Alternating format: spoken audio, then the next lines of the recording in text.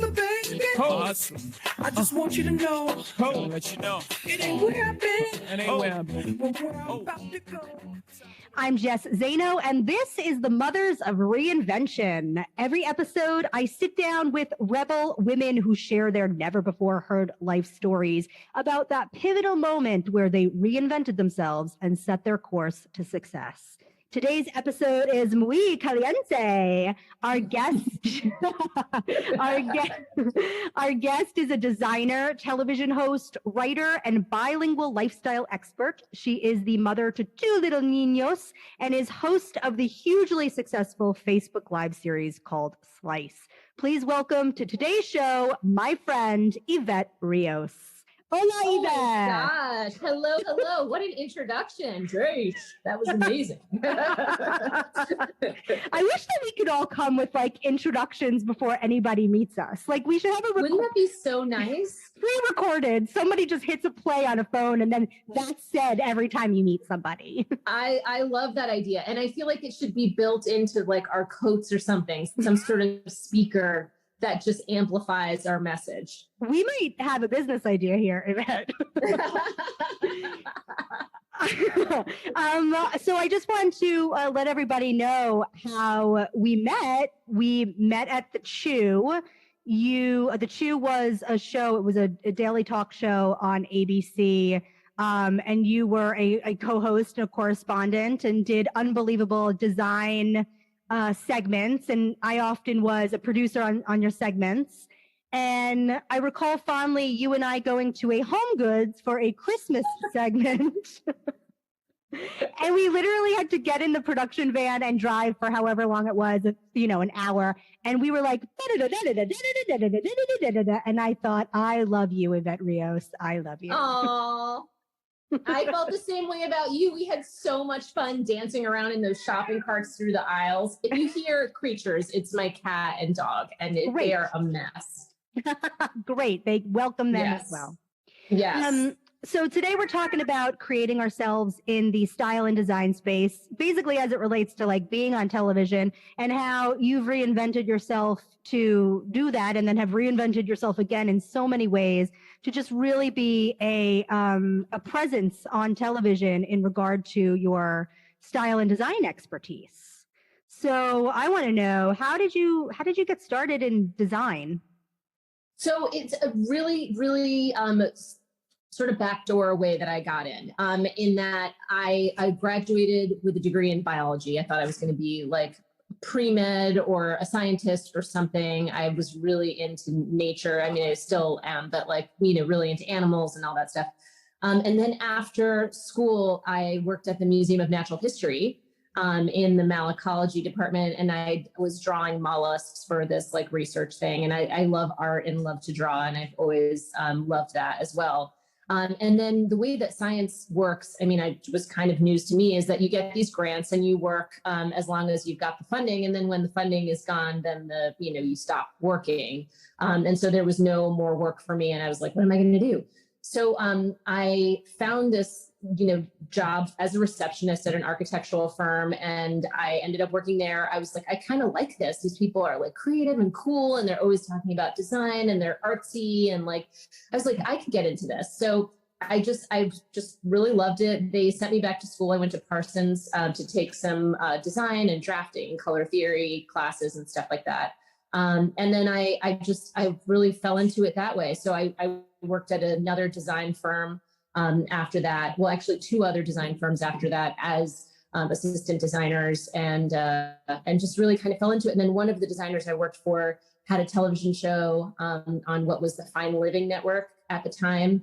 And she like really, like basically used me as kind of her production assistant. So I did a lot of the buying of props and coordinating with the producers and all that stuff. And I was like, I really like this, And so then I decided to, try my hand at television, and I didn't get like the first couple of things I auditioned for, but I ended up getting, and that is actually how I got the first TV job. Is a good story, but it is a little shady. Is that okay if I tell like a shady story? I want all of the shadiness. I want all of the shady. And so ladies, as your listeners need to know that sometimes you have to be a little bit shady, and that's okay. I give you permission to add a little shade to your life strategy. Amazing. But this is what happened. So I was working for this designer, and she, was really just a kind of an unhappy individual. I worked out of her home, and she barely talked to me. She would always like message me through IM and then leave little notes in my inbox. And we were the only two people that worked out of her apartment. So it was really bizarre that we never spoke. And so this one day I get a call from a producer, and she, the producer was like, we would love to have her host the show. It's on TLC. It's going to be really great. And so I leave a message for her. This is my modus operandi every day. I would like write a little list of what was accomplished that day. I would print it out. I would put it in her inbox. I would IM her saying, I left my notes in your inbox. I would leave for the day. And then I would come back and she would leave the notes in my inbox. And that's how we communicated. And so I left her a note saying, these producers called. They were really excited to talk to you. And when I got in the next morning, the letter, with my accomplishments for the day had black Sharpie marker all over it. And she was like, you need to call them immediately and tell them that I am not interested. I have my own show. I don't need to be hosting some other, I don't need to be working on some other show. So I was like, okay, fine. Because at this point, she was really drinking the Kool-Aid of all of her successes. So I was about to pick up the phone to tell them, thank you for the offer. She's not really interested. But please, keep her in mind, whatever. I was going to really soften the blow. And I had a little voice in my head said, wait a second. I've got these people on the phone. They're looking for a designer to be on this new design show. You love this stuff. You've been producing this stuff for like years now. Why don't you just tell them that you would like to try it yourself? And better yet, why don't you recommend yourself as not yourself for this job? So I called him back and I was like, I am so sorry, she's not interested, but, she recommends her assistant who, is really great. Her name is Evette Rios. She's been working with her for years. I recommend that you give her a call. At the time, I think I had like a beeper or something. Like this is like pre-cell phone. I had like a Palm Pilot and a pager. And so I recommended myself for the job. So I didn't get that first job with the production company, but then when they had another show, they reached out and they said, we saw we have your tape here and we still like you and we think you'd be great. And that's how I got the first design TV show. That is absolutely amazing. So and that's a little bit of shade. Yeah, I love that you give license not only to yourself, but to anyone who's listening. Like it does take that in order to get your big break. Like, what's that quote? I should really know it. I'm embarrassed I don't. What's that quote by Eleanor Roosevelt? It's like, well-behaved women don't make history. Yes, that's right. Well-behaved women don't make history. Yeah. Exactly. And like, it's so true because we as women and who want to make moves or claim some post or take that job, like go for it, like really go for it. So I love that story so much.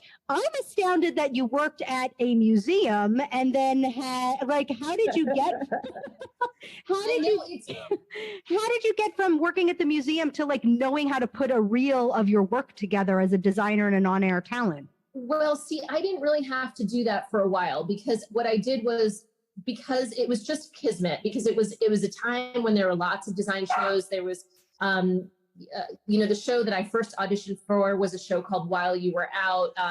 Trading Spaces was really big. Like all of these shows were so huge. So the production company themselves, they were the ones, after I didn't get the first job, I was kind of like, well, I guess, I guess I'll just have to, wait and see what happens with the, I didn't have like a real strategy for how to make this a real go at it. It's, it worked out that they were working on another project and they reached out to me. I mean, I remember I did take headshots. Like I knew that was a thing. Yeah. So I went and I got like headshots done and I made a resume of the, like 3 things that I had ever done that was ever on camera. One of them was because I lost, the little girl that I babysat's violin, like prosthetic arm in the back of the New York City taxi cab, and I happened to be on the Today Show. So that was like one of my credits. Anything to get the job done. I put it all in there. Yeah. And so I did that, but I didn't really like know about the reel and promoting myself and things like that until I had, a couple of shows under my belt, and I really had some stuff that I could go out and promote myself with. When you got that job that they said they wanted to hire you, what was that phone call like for you? Oh my gosh. I remember I was working at the time at this really, really cool architectural salvage design place called Urban Archaeology. It was I really remember. big in New York. I remember Urban Archaeology. It was super cool. And I worked in the tile department. I was like, specifying bathrooms and kitchens and helping people order tile and stuff. And I got the phone call, and I remember I went into the stairwell, and it was a super cool, lofty kind of industrial building with these like funky stairwells. And I just like squealed. Like I remember I was like squealing and jumping up and down. I was so excited. I just didn't even know what to do. And of course, like as with television, it's so absurd, but the way these things happen, it's like, you got the job, and can you be in Miami in like a week, and you're like, fuck.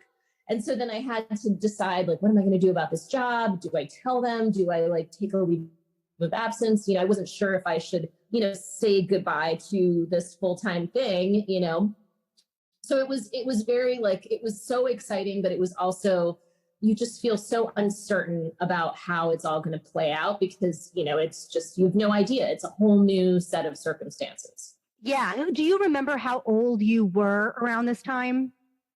I graduated from college. I was working for a few years. I was probably about 23 or 24, I would say.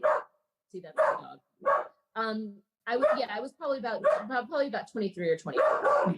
I just think back to, and hi puppy. Yeah, she's like, I have lots to say about this. I think back to being 23 or 24. I think about listeners who are now 23 and 24 about how that is really a fantastic age to be able to say yes to everything, I think. Don't you agree? Like 23, 24. I 100% agree. I 100% agree. And I also will also say, this is like my one piece of advice to people who are that age. Is that I have a lot of pieces of advice, but this is one that I actually find is super true, is that first job that you get out of college is a really important job, and not because it's going to define the rest of your life. It's because in your mind, there's that pressure for it to define the rest of your life. And so you kind of actively have to not see, time is so long when you're that age. You're like, yes.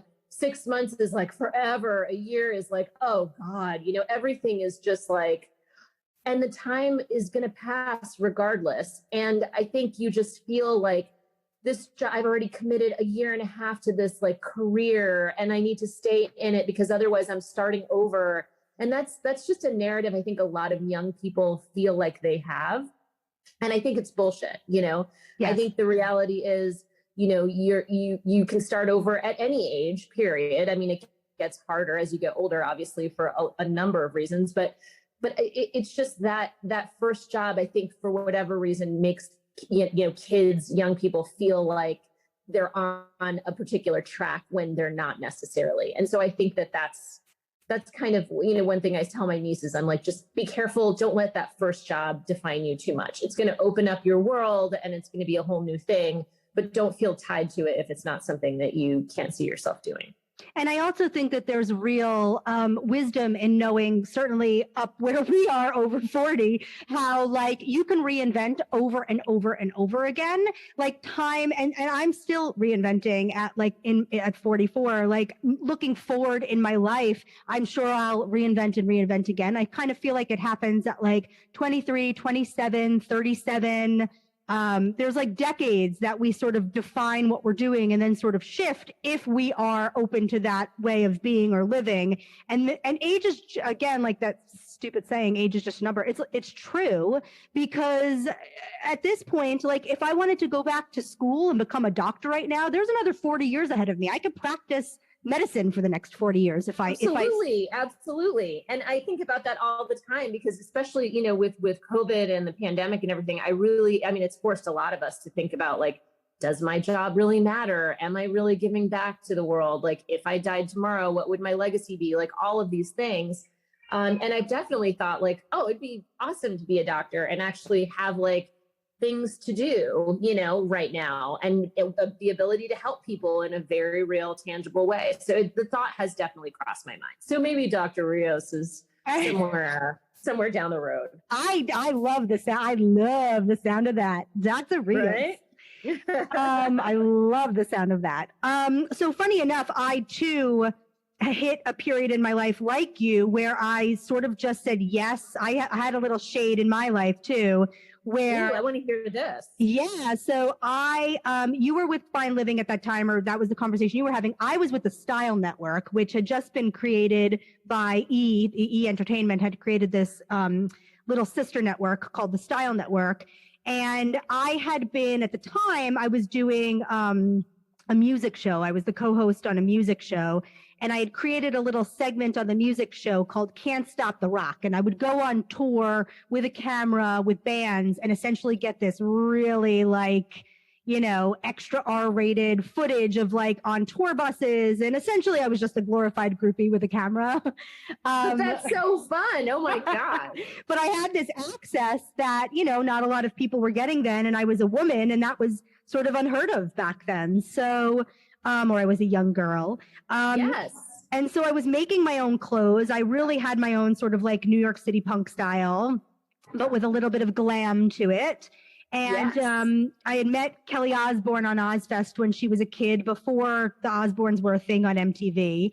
And she had asked me, one day on tour, she said, where are you getting those shirts you're wearing? And I said, I make them. And she said, can you make me a few? And I thought, yeah, sure. So we, next town we were in, I think I was in Kentucky or something. I stopped at some like Goodwill or whatever and bought a bunch of t-shirts and ripped them up and put safety pins in them and had Sharpies on them and, made them for her. And when I got back to LA, I want to say a year or two later, the Style Network came knocking on my door and said, hey, we saw some tape of you. We really want to have you come in to see if you'd work as a correspondent here.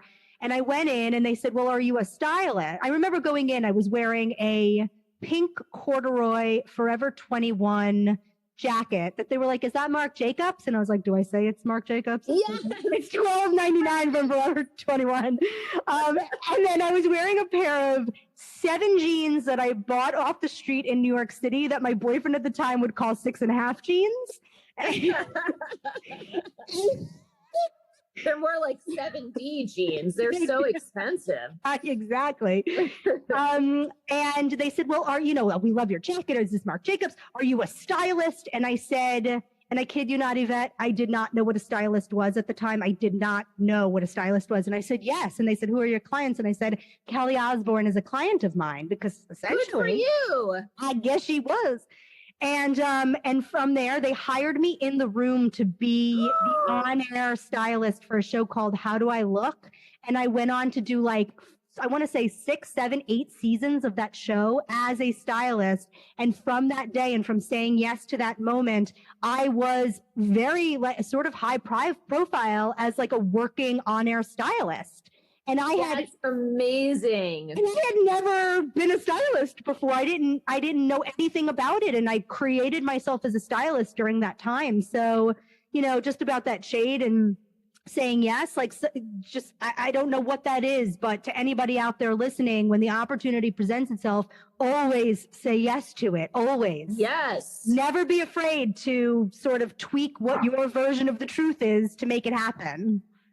I 100% agree. No, it's like that chutzpah that you've got to have, the ability to just know that whatever, could be put in front of you, you can find a way to overcome it. Yeah. To tackle it, and having that confidence. It's yes. huge. I love that story. Yeah, it's huge. So, So, being a stylist and being able to, like you said, like it's so much fun being able to just sort of create from, let's say my vehicle was through clothes and fashion and shopping.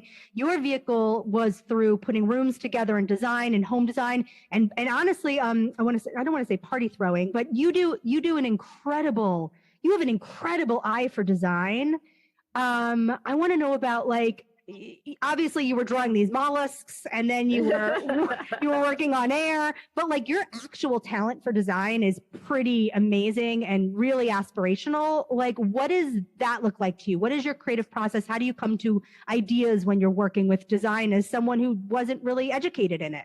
Yeah, no, I think a lot of it comes from, and I really credit kind of, my immigrant upbringing to, for this kind of ability to see potential in everything. And I think, when I was a kid, my mom, she would drive me nuts because they were like super frugal, and we never, we always shopped secondhand, or we, went to 99-cent stores or outlet stores and bought everything. Like, I never had the trendiest clothes. And when you're at that age where you want to like fit in and blend in, it's like, I never had any of that. And so I would always go when I would go shopping with my mom, but then my mom would love to like torture me by going window shopping, she called it. And so we'd go around and I'd see all this stuff that I would want. And she would say, "Ay, eso se hace," which in Spanish means like, "Oh, you can make that." And that was like, it was like, seriously, that was the number one refrain in my life. Like, we would go out to a restaurant and spend money, which we barely did, like probably once every 6 months. And my mom would be unhappy with the meal and she'd be like, "Oh, eso se hace." Like, we can make that ourselves. Like, why did we pay for it? We could have done it at home. And so that was like such a big, thing. And I guess kind of a mantra that I've had in my head, since I was a little kid, that really, I think, works well when it comes to creative fields and design, because you always have this, you're always like looking at how you can recreate like a certain look and feel, energy, environment, and do it in a way that is, more cost effective. And, because I also like, one of the things that my mom would do is she would say that, and then guess what? We would go home and we would try to do it. You know what I mean? So we would, try to refinish furniture, and I would sew all kinds of patches and crap on my jeans. And I remember like there was a time when like bell bottoms were like super big, and we would like cut the bell bottoms out of regular jeans and put panels of like contrasting fabric in there. Like, we were always doing things like that, because of this like eso se hace mentality, like this, you can do that mentality. So I think that that's where a lot of that comes from. And I think I've always been someone who like just loves to be transported by spaces. Like I kind of feel like my memories are more of places than they are even of like people or conversations. Like, I'll remember like, "Oh yeah, we were in this place, and oh God, there was like amazing like Fortuny wallpaper," and like for whatever reason that stays in my head, or the way that it felt. It was damp, it was like warm, there was sun coming in. Like, that to me is like such a way that I remember and kind of move through the world. So I think that may be part of it also. So I don't know if that answers your questions, but that's like, I'm so taken by this way that you view the world. It's such a beautiful, rich, tangible thing that you're saying. What is one memory that you have of a place? What is a favorite memory you have of a place or like a design? Oh my gosh. So my grandmother, she lives, she used to live in Puerto Rico, in this town called Rincon, which is on the west side of the island. If nobody's, if somebody's been, tell me what you thought, but if you haven't been, you should definitely go. It's on the west side of Puerto Rico. It's kind of a sleepy sort of, surfer town. It's really cool, like big waves. So the surfers come down in the wintertime from all over the world. And so she had a house there. She is not a surfer. She is my grandmother. But she had this house, and she's moved back since Hurricane Maria, but it had this huge balcony with this like terracotta tile that was, kind of a little bit slippery, but a little bit textured. So it was fun when it had rained, you had to be like a little bit careful running down the stairs or like coming out. And it just had like this beautiful, like wrought iron railing with all these different patterns. It was like, definitely looked like something that someone had made by hand. And it was just so pretty to see the shadows and the light coming through there. And it was always like, Puerto Rico is so damp, you know? And so you'd always like have like this kind of like moist, like suppleness to everything, like the surfaces in your skin. And you just felt so like fresh and alive. And then she had this fan that was just made this outrageously horrible noise that I was like, Grandma, ¿por qué no te compras un abanico nuevo? And she's like, ay, chacha, eso todavía trabaja. You know, I would say like, why don't you get a new fan? She's like, it still works. I'm like, okay, I guess so. But the noise is horrible. And it would just like grind around and just like move this hot air all over the space. But it was such a wonderful space to like sit out. We would have coffee in the morning and hot bread with butter and like just watch the people go by and the people on their horses. And it's just such a cool place and memory. So I would say that balcony has like a lot of memories for me. Oh, that's so beautiful. Have you been able to take your children to Puerto Rico to have them experience some of these? I mean, I know what's happening down there, but have you been able to go there with them? Yeah, you know, they've both been probably like 2 or 3 times in their lives, which is great. But I really would love to. I've got this thing. I don't know if you've got this thing. I don't know if it's like a thing that other people have. Do you feel like you want to like live outside of the US? Do you ever have it? Yes. Well, I literally had this conversation 10 minutes before we got on this call. I was like, I would love to live. I love the Pacific Northwest. I love Seattle. I love San Francisco. Yes. I love Los Angeles, but also London, Italy, France. Where can I go on? Yeah. So my desires sort of expand to Europe specifically. How about you? Oh gosh, anywhere, like literally. I mean, so Puerto Rico was on the list for a while, and we actually went down. This was the last trip that we took, and we like looked at rental apartments. I checked out schools. Like I was doing all the things because I was like, this would be amazing. You know, and I can travel back and forth to the city. It's a quick flight, whatever. But like it didn't end up working out, mostly because the cost of living there, surprisingly, is like as expensive, if not more, than it is in the U.S. Yeah, which you wouldn't think, you know, but what I'm finding so interesting about this, and I just want to be clear, we're on a Zoom call right now. You're on the East Coast, I'm on the West Coast. We know each other from New York, but you're saying that you have all of these familial ancestral memories from Puerto Rico, whereas I have familial and ancestral memories of, let's say, Italy. I wonder if we go back to where we came from, whence we came, essentially, and that's where like we feel comfortable. I think that's true. And I think what honestly has really made it a big deal for me is just this feeling like I want to give my kids some sort of, I don't know, direction, some sort of like values, some sort of foundation that is more than just be a good person, but just is cultural, is food, is music, is like, you know, because I just can't imagine without having that kind of compass, that cultural compass in the world, which I had, which you had, like, you know, I just wonder what people's lives are like. You know, I wonder what their lives are going to be like. Are they just going to be like an American kid that just, you know, doesn't, I don't know. And that makes me a little scared, you know? I think that because of who you are and you are as a mother and who your parents are, I do think that your children absolutely have a connection and understanding of what their heritage is. My son, his father is Arabic or Middle Eastern. And so his grandfather actually owns land in Cyprus, which is like in the Mediterranean Sea, close to Turkey and Lebanon. And my son, when I turned 40, I thought, I'm not going to stop my sort of wanderlust life, and I'm going to take my son with me. So for my 40th birthday, we went to Tokyo. He was like 8 months old. Amazing. Yeah. So we went to Tokyo. We were 2 weeks in Tokyo. The next year, we went all over Europe. We flew into London. So we did London, Italy, Greece, France, and then went to Cyprus to be with his grandfather, and who lives on like land with olive trees and goats as neighbors. And so my son, and we go to New York, you know, we're living in Los Angeles, and he's a real like California kid, but like this kid's New York stock. So like we're back in New York every 3 months. So I'm really hoping to give my son just like a real understanding that like the world, you could travel the world. There's no reason why you can't like buy a plane ticket and go somewhere else. Yes.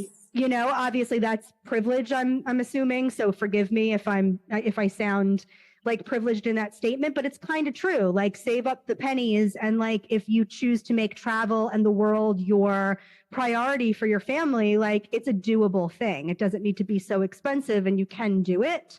And certainly if you have like familial ties to someplace, then even all the more better. So I 100% agree. Yeah. 100%. And I understand what you mean about it being a privilege, but I honestly think like there's so much money that I misspent in my 20s, just like, you know, doing the bottomless mimosa brunches and like, you know, buying the clothes. And $800 pair of Manolo Blahniks. absurd. That like you couldn't spend. It's so ridiculous. And that's when you should buy the ticket, you know, and travel and do the last minute things and do the standby and sign up for all the newsletters and just see the world, you know? Yeah. It's so interesting how like in other cultures, let's say in Israel, they are, I don't want to say forced, I don't know what the word is, but it's like it's a requirement that after high school, they go into the army for a year. And so that they're serving their country in the military essentially for a year, but they get this like year where they get that very real world experience. Or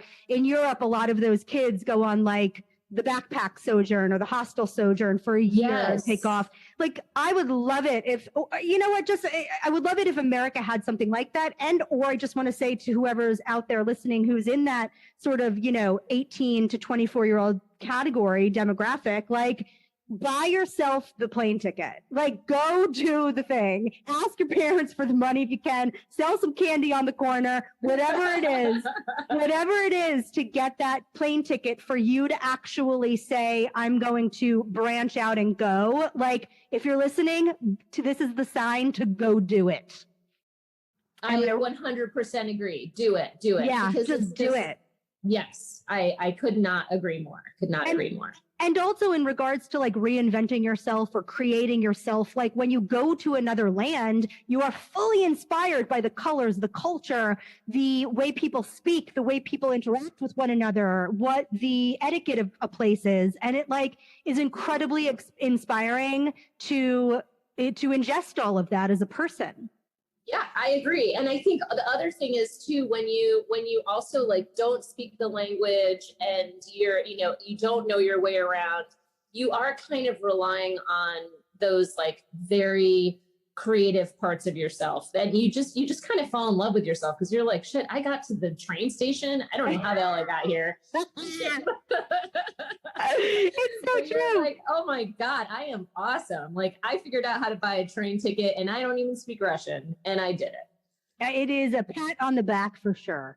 It sure is. It also is a pat on the back. I just want to bring it back to you that you've been able to have this incredible career from, you know, from recommending yourself as not yourself to being able to write, to being on, as you said, the Wendy Williams show yesterday, to decorating, you know, for awards. What was that big award? What was that big design show that happened? The expo that you basically win every year, I think. Oh gosh. Oh, the last one. So there's a big thing that I do with a charity. I was on the board for many years and recently just like couldn't handle the responsibility, but it's called Design Industry Foundation Fighting AIDS. It's a fabulous organization, and they have this event called Dining by Design, and it is so awesome. And so you create, like, you're given a little piece of tape, and they tape out like a 12-foot by 12-foot square on the floor, and then you're tasked with creating an environment that people can like have a full meal in, and you can use whatever you want. I've used water, I've made giant tree houses, like I've done all that stuff. And it's really fun. The most important thing is you've got to be able to seat 12 people for dinner in that space. So it's like, that's the only parameter, and it's like the sky's the limit, and it's so, so much fun. Just to give people an insight into your genius, what has been the favorite space you've created for that event?